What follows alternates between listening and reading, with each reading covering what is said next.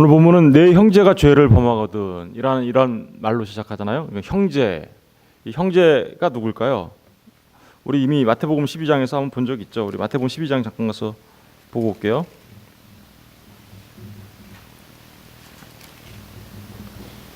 네. 12장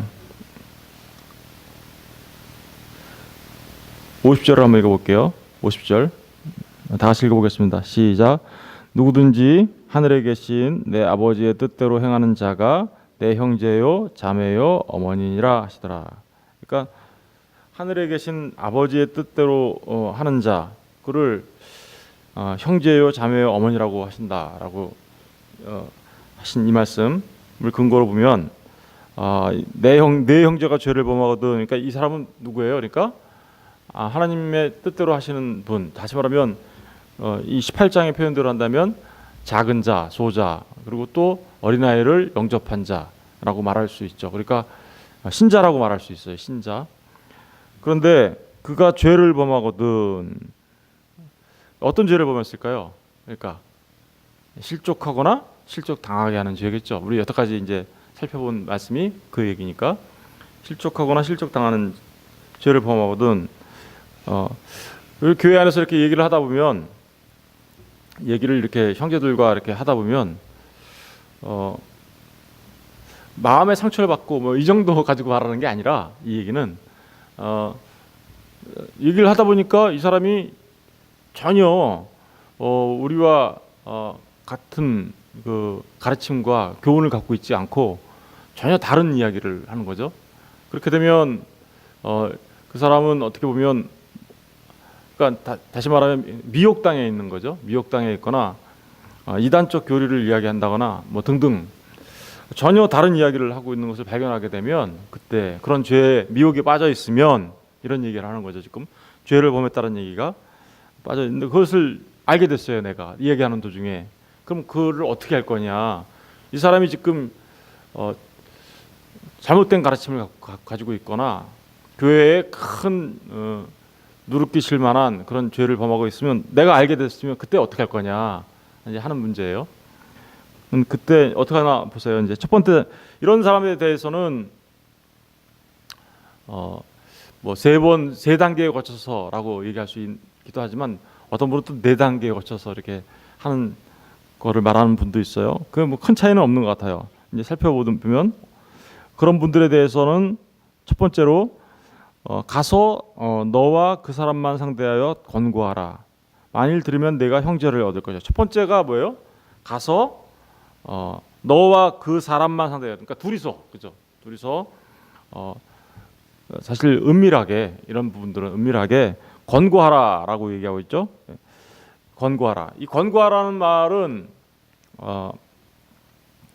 엘렌크손이라고 하는데요. 엘렌코에서 나온 건데요. 예. 국어 사전적 의미가 아니에요. 국어 사전적 의미는 타이르고 권하다라는 말이잖아요. 그런데 이 국어 사전 이 말은 그 죄를 어떻게 해요? 노출시키다라는 의미가 있어요. 노출. 그가 깨달아 알 수 있도록 노출시켜 주는 거죠. 알 수 있도록 해주는 거고, 그리고 빛으로 가져오다. 빛 가운데로, 그러니까 감추어졌던 그것을 빛 가운데로 가져와서 드러날 수 있도록 하라는 거예요. 좀 심한 말로 표현하면 죄에 대한 폭로예요. 둘이서 있을 때 때로는 그런 말을 함으로써 상대가 약간 수치감을 느낄 수도 있어요. 이 권고하다란 말이 그 정도로 좀 죄를 깨닫게 하다, 유죄를 선언하다, 그래서 수치감을 약간 가질 수도 있는 그런 상태고요. 가책을 받게 하는 거죠. 마음의 가책을 받고 또 때로는 꾸짖는 일도 이렇게 이 안에 포함되는 그런 단어입니다. 그러니까 잘못을 고치도록 강하게 책망하는 그런 모습이 지금 이제 둘이서 있을 때 그렇게 하는 거죠. 사실은 이런 일을 한다는 것은 굉장히 어려운 일이죠.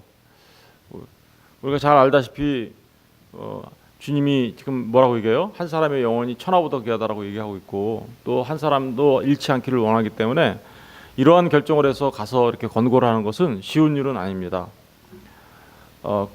그리고 또 그 영혼이 귀한 거기 때문에 그 영혼을 얻기 위하여 우리가 조심스럽게 인내하며 기다려주며 나가는 모습이 우리에게 필요합니다. 그러나 그럼에도 불구하고 이런 죄에 빠져 있는 사람에 대해서는 가서 반드시 권고하고 이야기하라라고 이야기하고 하나님께서 이 말씀을 통해서 우리에게 알려주고 있습니다. 우리 레위기 19장 17절 가서 잠깐 보실래요? 레위기 19장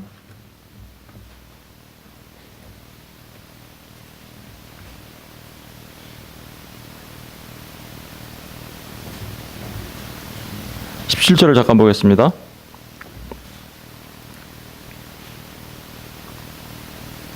다시 읽어볼게요. 다시 시작. 너는 내 형제를 마음으로 미워하지 말며 내 이웃을 반드시 견책하라. 그러면 내가 그에 대하여 죄를 담당하지 아니하리라. 이 무슨 말씀을 하고 있어요? 형제가 견책받을 일이 있으면 그 이웃을 반드시 어떻게 해요? 견책하라고 얘기하죠. 그냥 놔두면 어떻게 한다는 거예요? 이게 무슨 얘기냐면요. 너의 이웃을 솔직하게 견책해라. 그래서 너도 그들의 죄에 참여하지 않도록 해라. 이런 얘기예요. 그러니까 죄를 범한 것을 알았는데 그냥 놔두면 어떻게 한다는 거예요? 나도 그 죄에 어떻게요? 참여하게 된다라는 거죠. 그러니까 잘못한 거에 대해서는 가서 이야기할 수 있는 자가 되어야 함을 말하고 있어요. 우리 야고보서도 한번 가서 볼까요? 야고보서 5장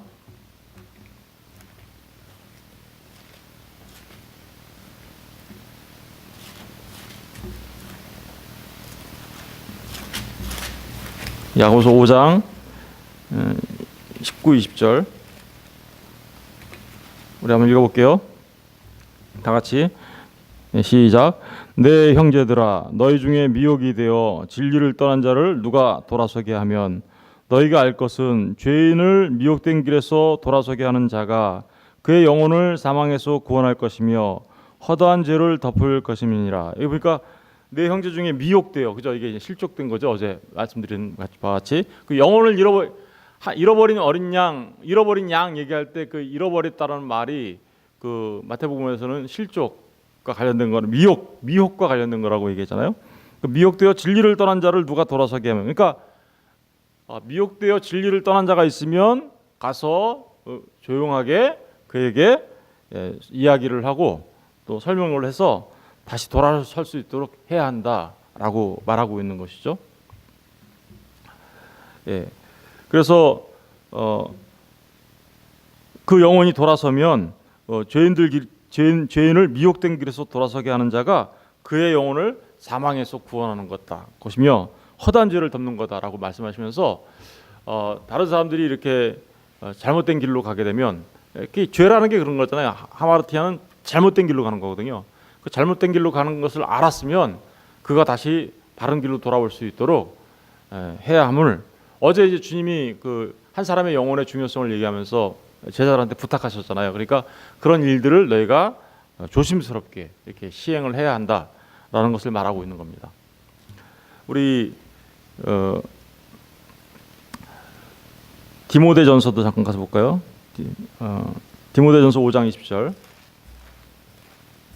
디모데전서 5장 20절.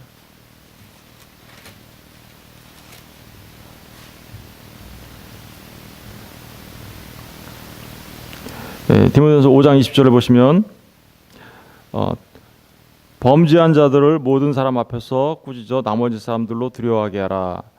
이제 이 얘기는 이제 첫 번째 단계가 그렇게 둘이서 가서 조용히 했는데 안 될 때는 어떻게 해야 돼요? 이제 두 번째 단계로 우리 마태복음에서 보면 두 번째 단계로 어떻게 해요? 두세 사람을 데리고 같이 가서 그에게 다시 말을 해라라고 얘기하죠. 여기서도 똑같이 얘기하고 있어요.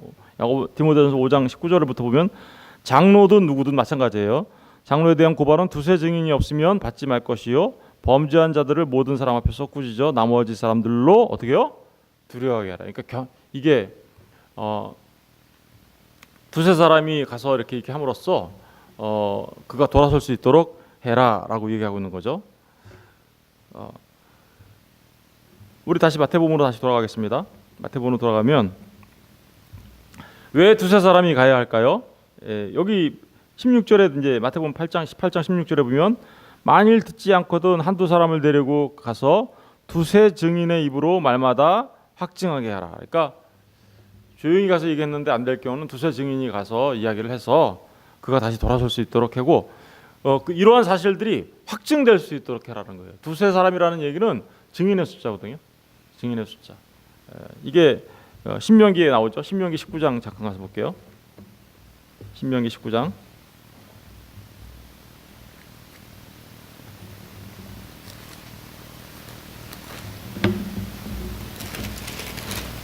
신명기 19장 15절을 보시면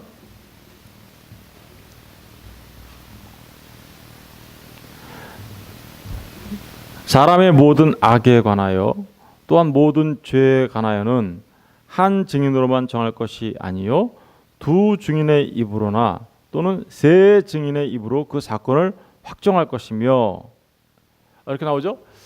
두 증인이나 세 증인을 통해서 어떤 죄에 대하여 확정하라고 이렇게 얘기하고 있죠. 그러니까 이제 어떤 사람이 이렇게 죄를 보면서 곁길로 가게 되면 맨 처음에는 가서 이렇게 안 사람이 조용히 가서 얘기를 하는데 계속해서 돌아오지 않아요. 돌이키지 않아요. 그러면 이 사람이 돌아오지 않았다라는 것을 돌아오게 하는데, 그러니까 돌아오게 하기 위하여 두세 사람이 가는 거예요. 1차적으로는. 근데 안 돌아와도 그게 두세 사람이 뭐가 되어야 된다고요? 증인이 되어야 된다라는 것을 지금 얘기하고 있어요. 두세 사람이 같이 갔는데도 또 안 돌아왔어요. 그러면 어떻게 할까요? 이제 그때는 교회에 이야기를 해라라고 하는 거죠. 이제 마태복음 18장 17절. 만일 그들의 말도 듣지 않거든, 그런 나오죠. 처음에 내가 가서 얘기했는데 안 돼요. 그래서 또 두세 사람이 가서 얘기했는데 또 안 돼요. 그러면 이제는 어떻게 하냐면 교회에 말하고 교회의 말도 듣지 않거든 이방인과 세리와 같이 여기라. 교회에 말하고 교회의 말도 듣지 않거든 이렇게 나오죠. 그러니까 교회가 이거를 이제 공적으로 처리해야 한다라는 거예요. 우리 교회 안에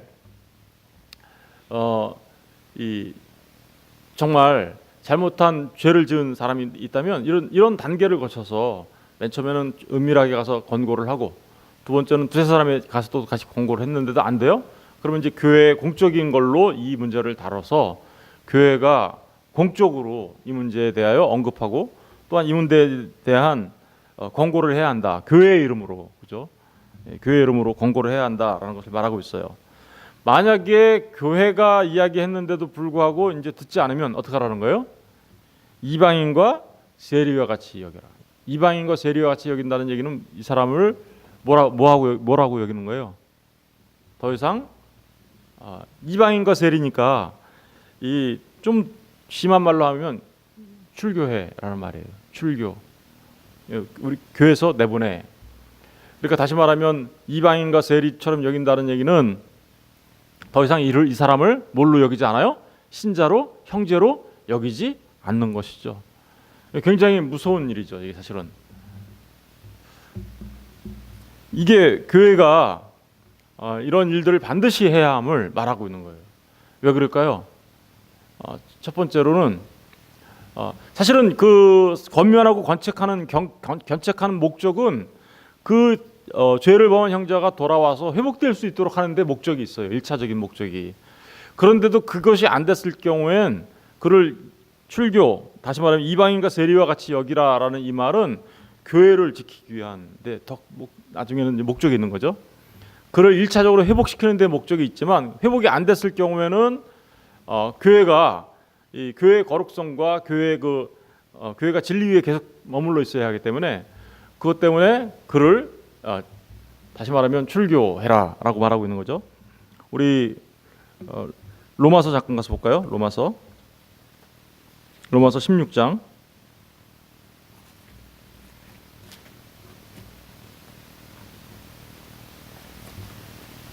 로마서 16장 17절을 보겠습니다. 17절. 형제들아 내가 너희를 권하노니 너희가 배운 교훈을 거슬러 어떻게요? 배운 교훈이 뭐예요? 이게 교리 이런 걸 말하는 거겠죠, 그죠? 거슬러 우리 교리라기보다도 우리 하나님의 말씀이에요. 그러니까 중요한 복음을 말하는 거죠. 거슬러 분쟁을 일으키거나 거치게 하는 자들을 살피고 그들에게서 어떻게 해요? 떠나라. 이 같은 자들은 우리 주 그리스도를 섬기지 아니하고 다만 자기들의 배만 섬기나 교활한 말과 아첨한 말로 순전한 자들의 마음을 어떻게 해요? 순전한 자들의 마음을 미혹하는 자들. 그러니까 교회가 이런 이게 사실은 정도이든 목회자이든 다 똑같다라는 거예요. 그들이 잘못되면 그들을 떠나라는 얘기는 우리 교회 안에서 그들을 출교를 하거나 아니면 잘못된 누구의 가르침이 있으면 거기에 머물러 있지 말고 떠나라는 거예요. 그죠? 그만큼 교회의 거룩성을 지켜나가고 진리를 지켜나가는 것은 중요한 일이야라고 얘기하는 거죠. 데살로니가 후서 3장도 가서 볼게요. 데살로니가 후서 3장.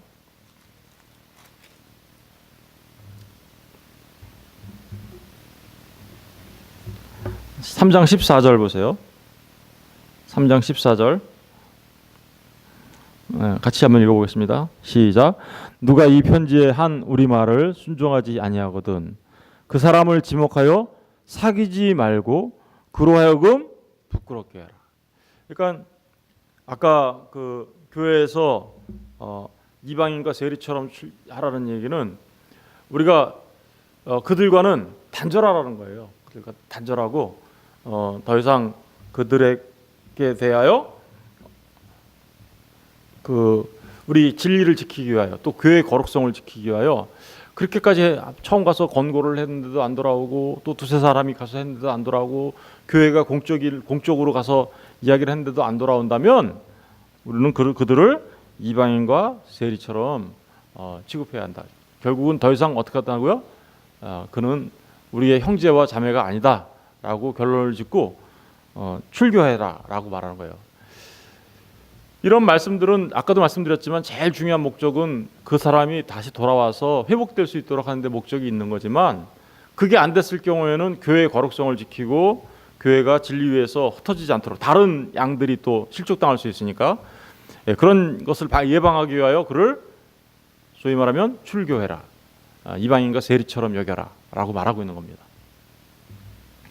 그런데 사실은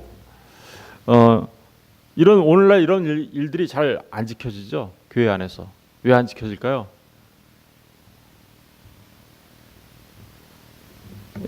안 지켜지는 이유는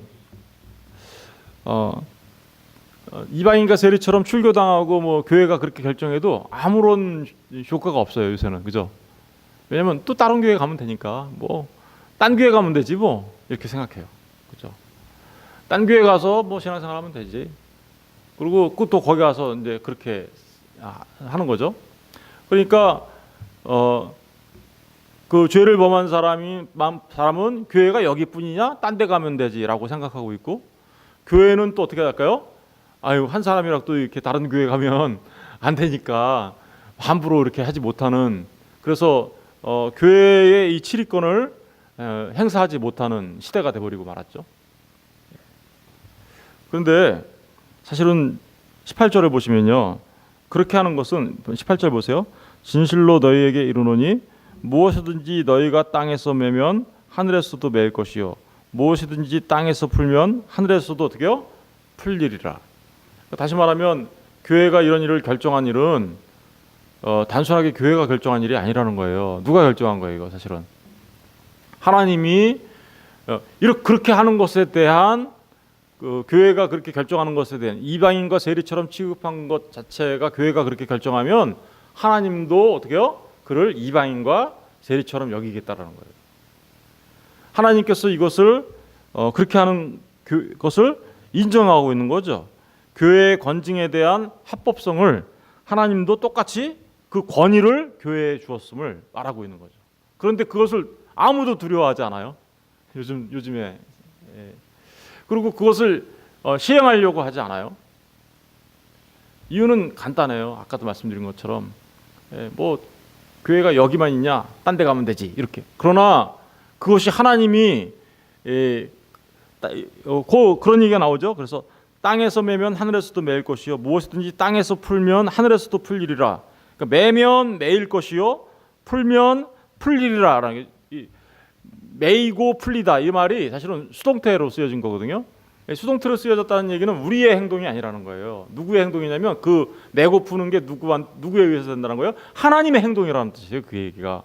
그런데 그 하나님의 행동에 의해서 결정되어지는 것을 사람들이 두려워하지 않습니다. 사실은 굉장히 두려워하고 조심스러워해야 될 일인데도 불구하고 아유 뭐 교회가 여기뿐이냐 딴 데 가면 되지. 하나님은 한 분이시라는 걸 까마득하게 잊어먹고 있는 거죠. 그가. 이런 부분들을 우리가 기억해야 되는 거죠. 이 말은요.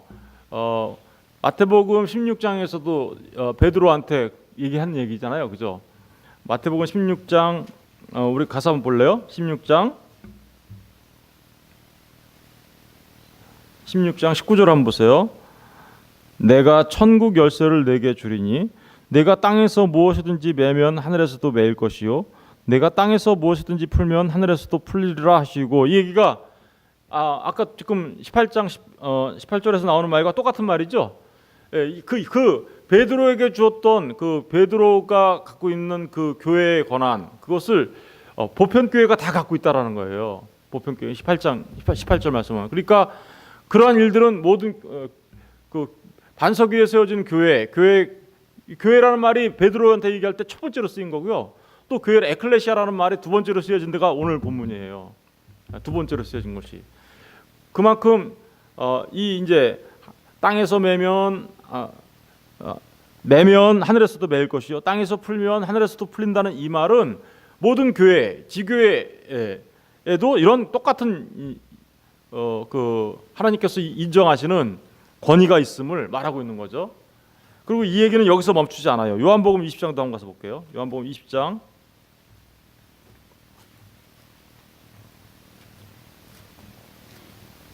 요한복음 20장 23절 23절에 보면 너희가 누구의 죄든지 사하면 사하여질 것이요 누구의 죄든지 그대로 두면 그대로 있으리라 하시니라. 그러니까 이 말씀은 지금 마태복음 16장 19절, 마태복음 18장 18절, 요한복음 20장 23절 여기서 똑같이 교회의 그 권위에 대하여 이야기하고 있는 거죠. 이런 부분들에 대해서 진리를 수호하고 그리고 이단들과 싸우고 또 죄와 싸우는 교회의 권위에 대해서 하나님이 그것을 인정해주고 있음을 말해주고 있어요. 그런데 너무나도 쉽게 요즘은 교회도 시행을 안 하고 또 시행당하는 자들은 뭐 딴 데 가면 되지라고 생각하고 있고 하나님을 두려워하지 않는 겁니다. 사실은 이것은 하나님께서 행하시는 일이에요. 다만 교회라는 그 기관을 통하여서, 그죠? 기관이라고 하면 좀 이상하지만 하여간 교회를 통하여 그 일을 하고 행하는 거지만 사실은 하나님의 행동인 것을 우리가 알고 사실은 두렵고 떨리는 마음으로 이렇게 해야 되는 거죠. 시행하는 것도 두렵고 떨리는 마음으로 해야 되고 치료를 받는 자도 두렵고 떨리는 마음으로 받아야 되는데 요즘은 둘 다 시행도 하지 아니할 뿐만 아니라 시행해도 마치 아무런 효과가 없는 것처럼 생각하는 사람들의 모습이 사실은 교회의 거룩성을 잃고 교회가 하나님의 말씀, 그 진리를 수호하고 나가는 데 있어서 크게 문제가 되고 있는 거죠. 우리가 이런 부분들을 잘 생각해야 하겠습니다. 이제 우리가 19절을 보시면요. 그런데 어쨌든 이런 일들을 시행하는 데 있어서 굉장히 조심해야 될 것은 우리 인간의 생각으로 함부로 시행을 해서는 안 된다라는 거예요. 19절에 그래서 기도에 관한 얘기가 나오는 거죠. 진실로 다시 너희에게 이르노니 너희 중에 두 사람이 땅에서 합심하여 무엇이든지 구하면 하늘에 계신 내 아버지께서 그들을 위하여 이루게 하시리라. 두세 사람이 내 이름으로 모인 곳에서는 나도 그들 중에 있느니라. 이 얘기가 무슨 얘기예요? 그러니까 교회가 치료를 할 때 먼저 뭐부터 하라는 거예요? 기도하며 정말 그 일들을 할 때 두세 사람이 합심하였느냐, 의견의 일치가 있느냐, 이런 부분들을 꼭 먼저 하나님 앞에 구하고 그리고 교회가 하나 되었을 때 그 일을 시행할 때 하나 되었을 때 시행해야 된다. 그러니까 시행의 신중성 이런 것들을 기도를 통하여 해야 함을 말해주고 있는 거죠. 그러니까 이 얘기는 단순하게 우리가 기도하면 다 들어준대요. 두세 사람이 기도하면 그런 얘기를 하고는 있어요. 그런 얘기가 뭐 배제되는 건 아니에요. 우리가 함께 기도하면 하나님이 응답해 주신다라는 것을 배제하는 건 아니에요. 그러나 1차적으로 뭐에 관한 문제를 지금 다루고 있는 거예요. 이게 치리에 관한 문제를 다루고 있는 거잖아요. 그러니까 그것과 관련되어 기도하고 난 뒤에 그러고 나서 하나님께서 그것에 대한 것을 이루시게 하실 거다라는, 합심하여 기도하면, 그러니까 이것과 관련돼서, 그러니까 기도를 먼저 하고 또 하나의 마음으로 이런 일들이 시행되어야 되지, 그렇지 않을 경우에는 큰 문제가 될 수 있음을 또 이야기하고 있는 것이죠. 그러니까 교회가 치리와 세리와 이방인처럼 행하는 것에 대한 시행을 할 때 정말 신중하게 기도하면서 하나님의 뜻을 헤아려 이 일들을 시행해야 함을 말하고 있습니다. 한 가지 우리가 더 알 수 있는 것은 20절 보면 두세 사람이 내 이름으로 모인 곳에서는 나도 그들 중에 있느니라, 이런 말씀을 하고 있는데, 두세 사람이 아까 증인의 숫자라고 그랬잖아요. 그죠? 증인의 숫자. 그러니까 그곳에 그 두세 사람이 증인을 서게 되면 그것은 하나님께서 어떻게요? 인정하시는 일이야 라는 말이 여기 들어가 있는 거예요. 1차적으로. 그리고 내가 그들과 함께 하리라 하는 이 말, 그러니까 신앙생활은 절대로 혼자 할 수 없음을 말하고 있어요. 사실은 신앙생활은 우리가 같은 교회 공동체 안에서 함께 해야 함을 말하고 있고, 또 이 말은 주님이 내가 너희와 함께 하리라 라는 말을 하셨다라는 말은 이제 주님이 어떻게 계속 함께 하실 수 있는가에 대해서 말하고 있는 거죠. 뭘 말하는 걸까요? 두세 사람이 모여서 함께 기도하고 이런 문제들을 가지고 놓고 함께 모이면 내가 너희와 함께 한다라는 말은, 이 말은 앞으로 성령님이 내가 너희들한테 성령을 보내줄 거야 라는 말을 내포하고 있는 말이에요. 그러니까 두세 사람이 모인 곳에서 같이 기도하면, 하나님 앞에 기도하면 하나님께서 응답해 주시는데 거기에 늘 누가 있어요? 하나님의 임재가 있는 거죠. 성령님이 함께 하시고, 그 성령님이 오심으로 인하여, 그러니까 이건 미래에, 예수님이 이때는 아직 성령이 안 왔잖아요. 그러니까 성령을 보내줄 거라는 것이 암시되어 있고, 그 성령님을 통하여 우리와 함께 하시는 하나님을 너희들이 경험하게 될 거야 라는 내용을 내포하고 있습니다. 여러분, 교회 안에서 요즘에 이제 참 많은 사람들이 이렇게 생각하죠. 누가 좀 잘못하면 내 눈에 들보나 봐, 남의 눈에 그 가시 하나 보지 말고, 맞는 말이죠. 그래서 다른 사람을 함부로 비판하거나 비난해서는 안 됩니다. 그러나 교회의 이 중요한 실족과 관련된 문제, 그리고 미혹과 관련된 문제, 진리를 회파하고 그런 문제에 대해서는 교회가 또한 단호하게 대처하는 문제에 대해서 지금 얘기하고 있는 거예요. 포용과 관용, 그리고 다른 사람들, 포용과 관용, 그러니까 다른 사람들을 관용 있게 대하고 다른 사람들을 포용하고 안아주고 감싸주고 하는 부분은 굉장히 중요한 문제입니다. 그러나 포용과 관용이라는 이름을 통해서 교회가 진리로부터 벗어나게 되고 또 미혹당하는 자들이 생겨난다면 그 또한 거기에 대해서 교회가 단호하게 대처해야 함을 동시에 말하고 있는 거예요. 근데 오늘날에는 이게 포용과 관용만 얘기하고 이런 부분들이 시행이 안 되니까 교회가 전부 다 어떻게 돼가요? 막 그렇게 큰 위기에 닥쳤어도, 진리가 회파되고 미혹당하는 일들이 많이 일어나고 그럼에도 불구하고 아무도 말 못해요. 아무도 말 못하고 있어요. 뭐 교회 떠나면 되지 뭐 이렇게 생각하고 있고, 교회 떠나면 안 되니까, 교회 떠나면 교회가 어떻게 생각해요? 아유, 재산 하나 크게 잃어버리는 것처럼 생각하게 되고, 이렇게 되니까 어떻게 해요? 교회가 잘못하면, 이런 일들이 시행이 안 되면 또 동시에 교회가 타락하고 오염되고 이런 문제가 생길 수 있음을 우리가 동시에 생각하면서 정말 다른 사람을 사랑하고 포용하고 관용하고 용서하는 일은 중요한 일이지만, 그럼에도 불구하고 교회가 진리가 회파되고 실족하는 일들이 생기고 또 미혹당하는 일이 생기면 그 일에 대해서는 또 단호하게 대처할 수 있는, 그래서 하나님 앞에 기도하며 나아가는 그런 모습을 우리가 가져야 한다라는 것을 말씀하고 있습니다. 저희 교회 또 이런 부분들에 대해서 신중하게 늘 생각해야 되는 거죠. 영혼을 사랑하는 마음 중요합니다.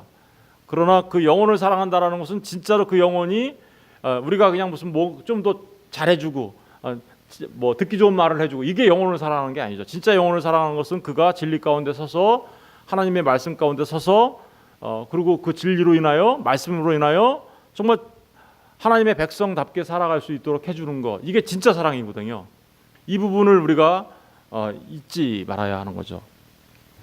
그래서 진짜 사랑은요, 다른 사람이 잘못된 그 교리나 잘못된 미혹된 말씀에 넘어갔을 때 그에게 가서 집사님 아니면 형제님 그거는 아닙니다 라고 말할 수 있는 우리가 되어야 하고요. 그게 안 됐을 경우에는 그분은 좀 잘못된 교리를 갖고 있고 잘못된 생각을 갖고 있는 것 같네요 라고 했을 때는 또 두세 사람이 가서 공부할 수도 있어야 되고, 그런 문제들이 드러나게 됐을 때는 교회가 공적으로 이 문제를 다룰 수 있어야 합니다. 예.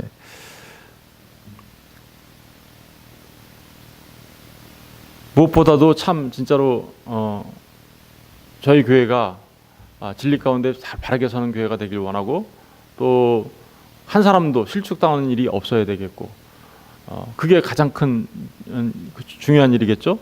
근데 혹 실족당하는 일이 생기거나 이러면 반드시 그 문제도 우리 교회가 시행할 수 있는 교회가 되기를 바랍니다. 예, 다 같이 기도하겠습니다.